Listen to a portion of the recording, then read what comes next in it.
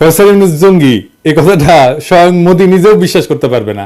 সুতরাং তারা নামছে এমন এক কাজে যেন প্রফেসর ইউনূসের সরকারকে ক্রমাগত বিপদে ফেলা যায়, এবং তারা এই কাজ করে যাবে, দিনের পর দিন করবে, একটার পর একটা করে যাবে।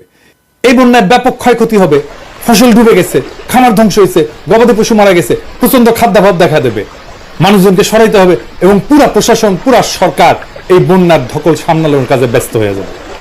এই অর্থনৈতিক ধাক্কা সামলানো খুব কঠিন হয়ে যাবে। তার মধ্যে তো হাসিনা দেশকে পুরোটা ফোকলা বানাই দিছে।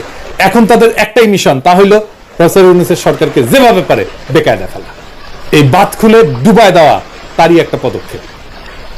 এই বন্যা পরিকল্পিত বন্যা, এটা কোনো প্রাকৃতিক দুর্যোগ না, কোনো সতর্কতা ছাড়া একবারে বাঁধ খুলে জনপদের পর জনপদ ডুবাই দিছে। আইন অনুসারে এটা করতে পারে না, কিন্তু সতর্কতা দিতে হবে এবং ধীরে ধীরে পানি ছাড়তে হবে, এটাই নিয়ম। এটা প্রতিহিংসা, আর এইটা আমরা ভারতের মিডিয়ার হেডলাইনে দেখতে পাই।